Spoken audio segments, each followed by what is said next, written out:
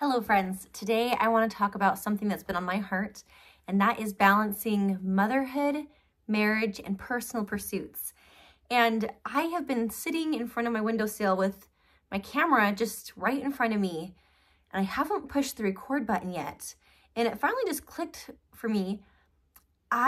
It's very natural for me to write. I love journaling. I've been journaling my whole life.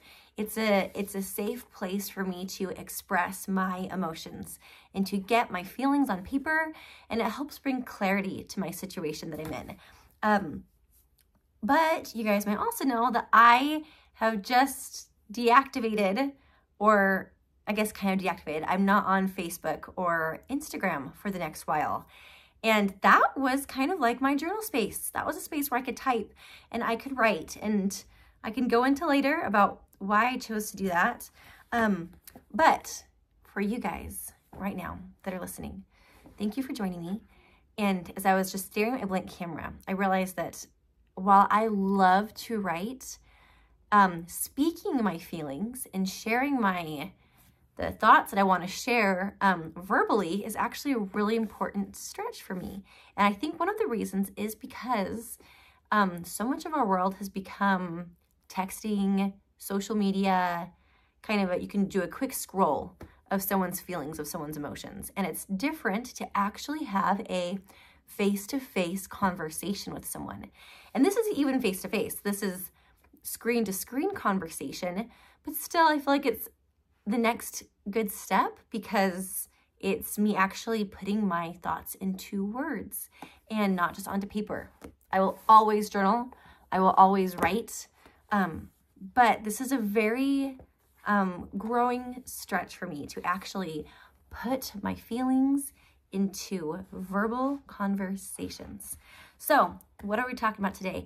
We're talking about balancing and how to balance and the struggles that we can face while trying to balance motherhood, marriage, and your personal pursuits. So why am I talking about that right now? Because that's exactly the things that I have going on in my life right now. So you guys know that I recently published a book. Just got a big order in. I'm signing copies and I'm sending them off in the mail today. I recently published a book called You Are Worth Living For. And that was a really big personal pursuit of mine. So I typed it up and officially published it, and it was amazing. And I loved having the interactions with you guys on Facebook, and you guys were so kind and so supportive. And even before I published it, I kept on feeling nudges to not be on social media as much. And which was like, wait a minute, that's my connection with the world. Like that's my main source of connection with the world. Like, how can I just not be on it as much? So I tried just like not getting on my phone, but it was just always there. So I decided to stop for a bit. And all of a sudden, I felt like trying to balance personal pursuits and my personal connections was just like snipped and gone. And that was a really tough, like, oh my goodness, now what am I supposed to do? How am I supposed to connect? How am I supposed to feel? I didn't realize how much fulfillment I got from people's comments on Facebook and Instagram, and how much time I spent on there. Anyways, so again, bear with me as I'm having a conversation. I know that people say, like, when you're watching a video, you watch like the first 20 seconds and then you're done. But this is part of having actual, as close of face-to-face interactions I can get with my friends that are far away, is phone calls and these videos. So it's not going to be a 20-second thing. I hope you stick with me for more than 20 seconds as we explore trying to balance marriage, mothering, and personal pursuits. Okay, so I did that social media cleanse. I stopped that for a bit. And all of a sudden, all of these other things started coming up. Like what else is there?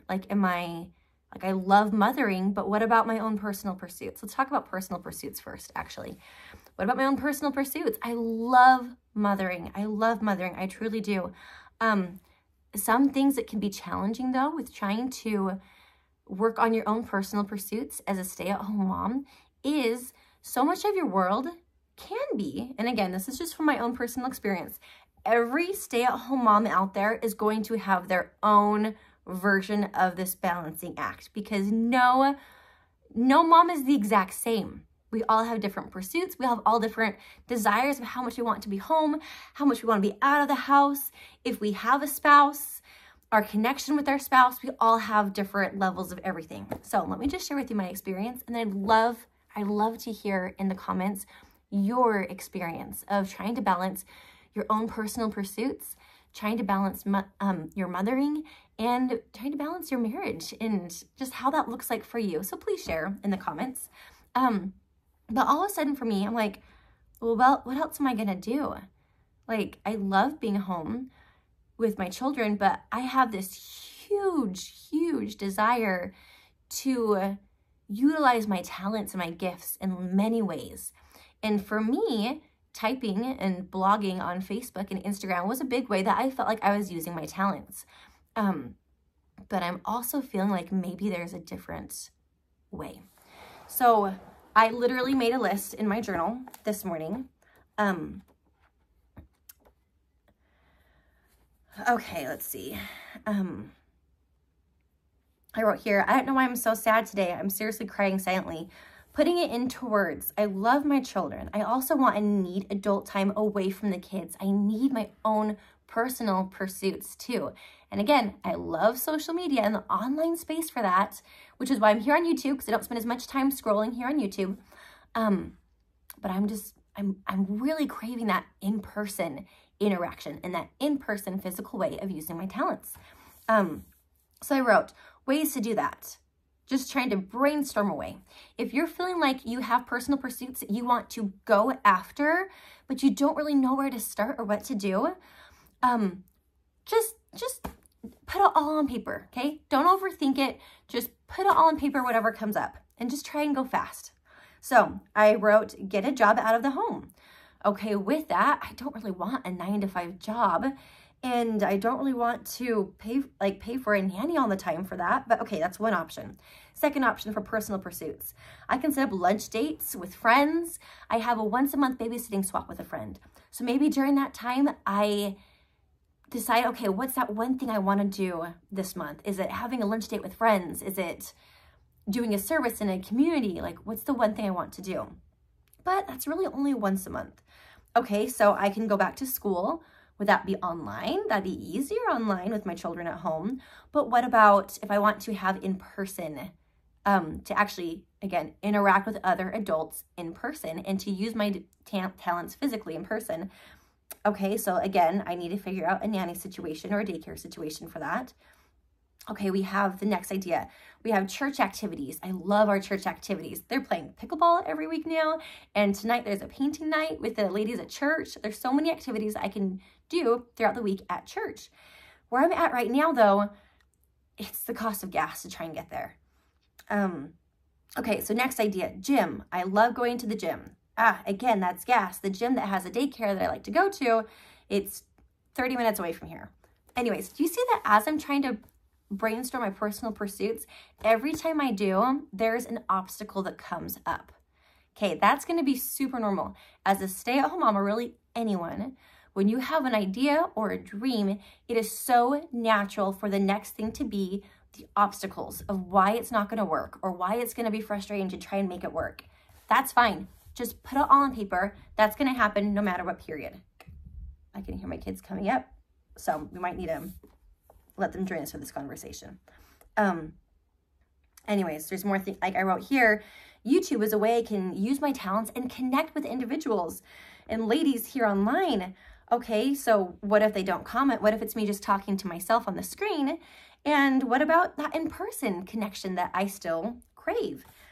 So the next idea, I can invite people over to my home, which is so great. Like it's not the gas, it's not the daycare, it's inviting people over to my home for get-togethers. And I do that, and I love that. Sometimes I still want that time for my own personal pursuits away from the little ones, and that's okay. So anyways, that's kind of how my journaling went this morning with trying to find your own personal pursuits as a stay-at-home mom. So what am I doing right now?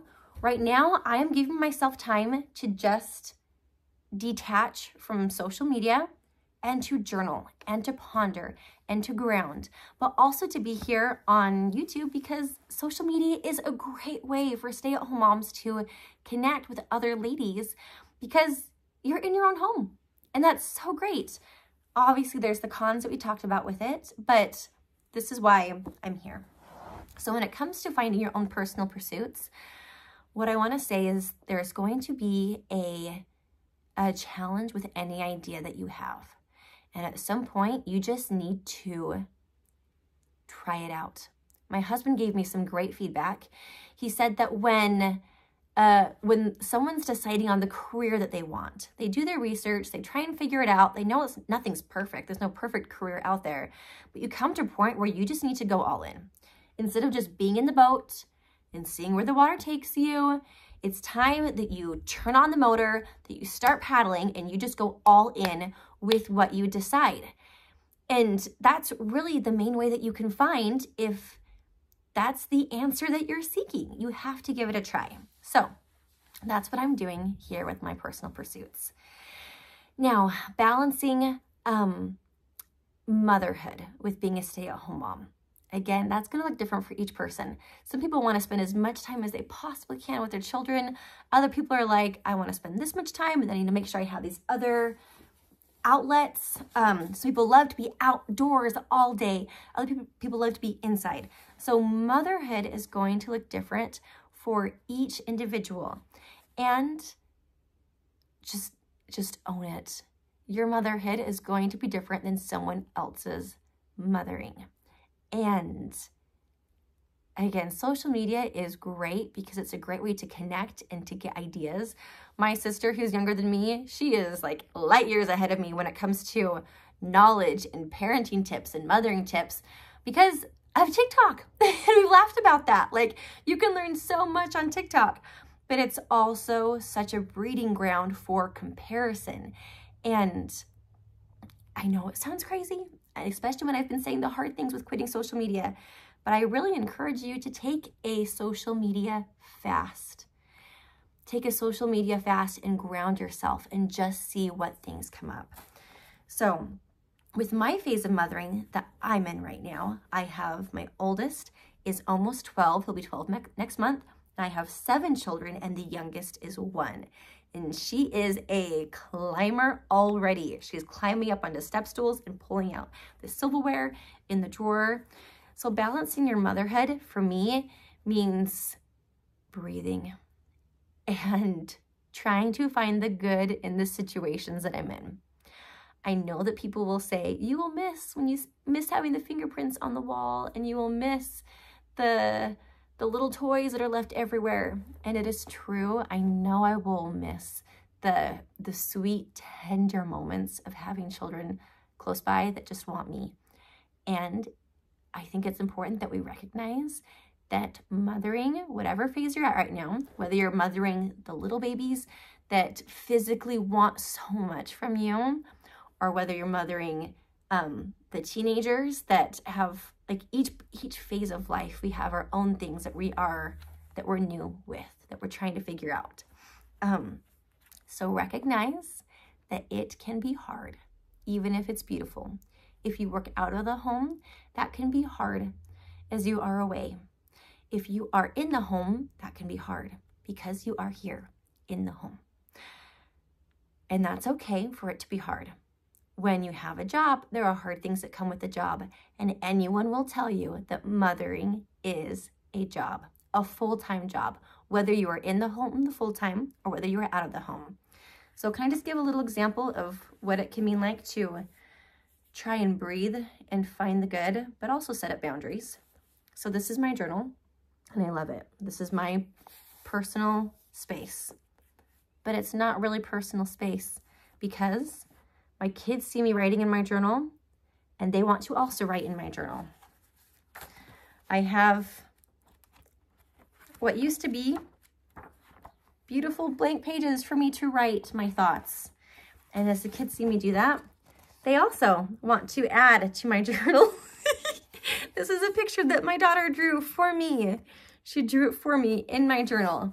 which again is very sweet, but this is how the rest of my journal is now. These are all the pictures that have been drawn for me in my journal. And I know that probably one of your first thoughts is going to be set up boundaries, teach them what things are yours and what things are theirs. And yes, that is true. I'd love to teach my children boundaries. Do not color in my journal. Color me a picture on this paper, not on my journal. But also that takes energy and that takes more of my job of teaching. So there are many, many, many, many, many, many things that we do as a mom, that we teach, that we train, and sometimes the personal things that we have kind of get confiscated. That personal space can be tough. But so with that little vent session, yes, I want to teach my children boundaries, to know when mom needs space, she gets to have some space, like right now.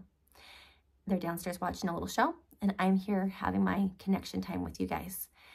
But also, I know when I look back someday and I go through my journal, this picture is going to be so precious to me.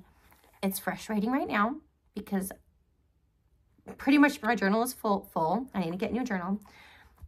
This is going to make me cry though, but look how sweet. She drew a picture of her praying and she wrote her name there. It just makes me want to cry. It is beautiful. It is absolutely beautiful to see that they see me and how much journaling matters to me. And they want to do that also. So as you're mothering, you're not going to get a ton of praise. You're not going to get a ton of the verbal, thank you, Mom, for teaching me X, Y, and Z. Thank you, Mom, for being an example of X, Y, and Z. And it might feel like you're giving more than you're receiving. But I invite you to pause and see yourself how heaven sees you and how your children see you. My daughter today, she showed one of her sisters the picture that she drew. And she said, this is a gift that I drew for Mom. It is a gift that she made for me. And it might not seem like a gift sometimes when at the end of the day, when we're tired and they want to snuggle and they want us to read them a story, sometimes it can feel like we have nothing left to give. But that's also one of their ways of saying thank you and saying I love you. And I know that we can be tired and sometimes we just want to have our own space. And it's okay to set up those boundaries and be like, I've already given you a hug good night.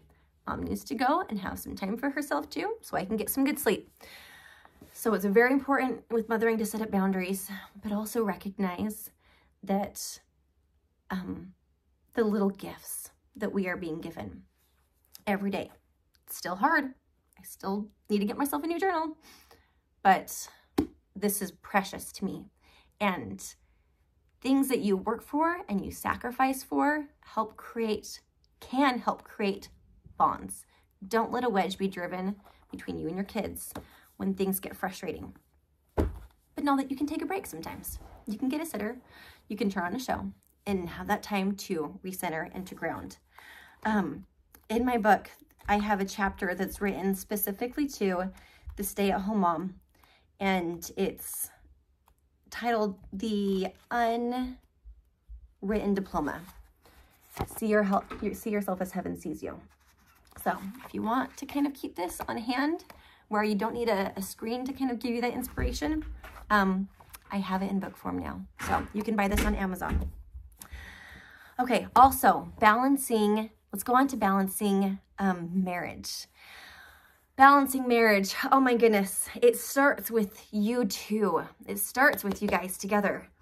And yet time can get crazy. And it can seem like you hardly spend any time together. Not in every situation. My siblings, they work from home and they spend so much time with their siblings. So again, they spend so much time with their spouses. So every marriage is going to look different.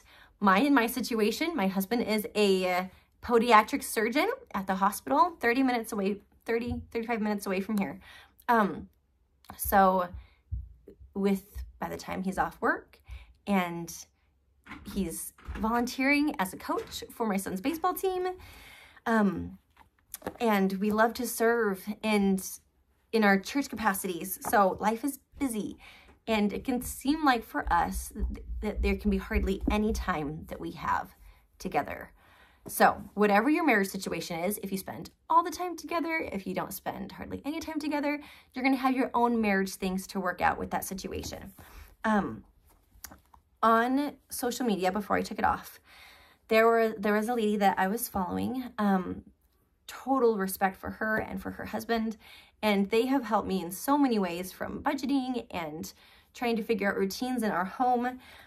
They recently just got a divorce, and every situation is different, and I know that they are both very good people that are trying to make the next right steps for them. For me, when I've had friends that have gotten in divorces, it's the way that it impacts me is it makes me a little bit worried for my own marriage. I want to stay in the marriage that I'm in. And I understand that every marriage situation is different, and everyone has their own journeys, and God can lead you on yours. In my marriage, I want to stay married. And when I see marriages that end in divorce, it can kind of shake me up and bring up a lot of fears. And so I guess the reason why I'm saying that is every marriage is going to have their own set of fears and their own set of things that shake them up. Soon after that, this wasn't the reason why I decided to take off social media, but I took a social media break. And part of it was there were so many social media influencers that I was like idolizing. And if they were buying a certain thing for their home, I wanted to buy a certain thing for my home. And if they were going on a trip, I wanted to go on a trip. If they were having time with their husband, I'm like, I wish I had more time with my husband. And if they got a divorce, it was like, oh my goodness, if they're going to get a divorce, then are we going to get a divorce too? Like it can be so easy when you become attached to people on social media, or you see things on social media, to feel like your life is going to be that way, or you want your life to be that way. So it was good for me to kind of take a little social media cleanse to recenter. But another thing with balancing marriage is I was noticing that as my husband was working a lot, when I wanted that emotional connection with someone and he was caring for his patients at the hospital, I would very quickly post to social media, and I would get many, many kind people commenting and giving me that like emotional fulfillment and that emotional connection that I wanted. But I was feeling like I was lacking that with my spouse. And so it's been good these past few weeks to take a break from social media, because while he's still taking care of his patients, and it's not like our time together has changed a lot. I don't know exactly what the difference is, but we are messaging each other more. He's taken social media off also, and maybe it's because I'm not spending as much time scrolling. Maybe he's not spending time scrolling at work. I don't know. I can't speak for him. I don't know what the difference is, but I feel a deeper connection to my spouse. And I think that's a good lesson of life, that sometimes it's good to have emotional connections in other areas. Your spouse doesn't need to be everything for you. You can have your girlfriends, your guy friends. Do you see yourself in the camera? The different people that can, you're so cute. The different people that can help make us better and that can be there for us. But it was very good to have a chance just to pause and reconnect emotionally with my spouse. Do you see yourself there? So I don't know if that resonates with you guys, but just make sure if there's something that comes up for you, make sure that you keep your spouse number one. Mom. Yeah? What? What? Jesus movie. You want to watch a Jesus movie? Okay. You were so sweet. Oh my goodness gracious. Okay. Give me just a minute. Can you wait? Yes. Okay, thank you. Want to go downstairs and wait? I'll come get you when I'm done. Do you want to wait here? Okay. Yeah. Do what you got to do to keep your spouse close to your heart. And what that comes down to really is being willing to trust your intuitions and also be willing to forgive. One of the, there's two things that come to mind with that. Be willing to forgive. And I heard this quote that essentially it said, a good marriage consists of two good forgivers. And of course, there's things that we need to draw lines and boundaries with, of course. But just as a whole, remember that your spouse is on the same team. Even if you guys might have different goals or different ways of doing things, give your spouse the benefit of the doubt. Just like when I was writing my personal ambitions that I have, it can be so quick to have a negative thing pop up of why that's not going to work. That can happen with any relationship, where you can have a relationship and over time, it can be very quickly, because we know the flaws in each other, to assume the worst or to jump to extreme situations. But being able to pray, to have a rational mind, to pray, to be able to see the good in your spouse, but to also take physical steps to put your spouse first is important. And if that's canceling some activities, you can cancel some activities, and that can be super, super tough to do, but marriages take work. On my husband's wedding ring, I have engraved, no sacrifice is too great for the blessings of an eternal marriage. And it takes sacrifice, and it's so worth it. It's so worth it. Yeah, so with marriage, it just takes forgiving. It takes doing things that are new together. It also takes enjoying the moments that you're in right now, the phase that we're at. At the end of the day, we love just relaxing to a good show. We do. And we've tried getting into audiobooks and playing different games together, and sometimes we do that. The other times we're just tired at the end of the day when we see each other. So we try and send each other texts or phone calls throughout the day when we have a quick little minute. Oh, another thing that we love to do is we love going on walks. Going on walks is a great way just to move our body and just have a chance to connect with each other. The kids are in bed. We just walk back and forth in front of our house, and it's a beautiful way to connect. So just know that your spouse is amazing. Your spouse is amazing. And yes, it can seem, life can be busy and life can be crazy, but just don't forget the gift that you have in front of you and treat them special. Anyways, so, oh, also with your spouse, tell them the concerns that you have. Oh, she's messing with the curtains. Tell them the concerns that you have and the desires of your heart. Don't be afraid to open up to your spouse. I know it can be tough when it's like, oh, I need to help them out because of X, Y, and Z, or be the strong one. But relationships can be deepened as we open up and express the desires of our heart with our spouse, and have grace as you guys are each trying to navigate this new phase of life that you're in, because you guys have never been married to each other before.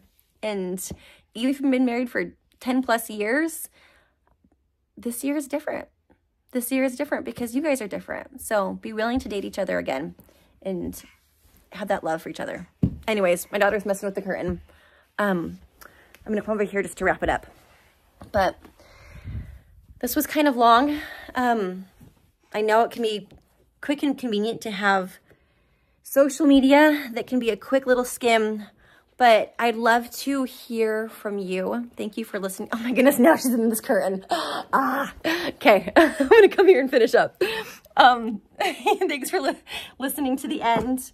And I'm gonna post how we can be in connection in the links down below. I'm gonna post a link to my book down below. This book is a great one for Mother's Day, as it's just messages from my heart, and it's written to the one that's trying to balance it all. And if your plans don't go according to where you thought they would go, it's just a good, you are loved type of a book. And I feel like we all could use a little bit more of that in our life. So I'm gonna let you go. I'm gonna go have some outside time with my kiddos, but you are worth living for. And seriously, comment in the chat below, like a conversation. Okay, bye friends.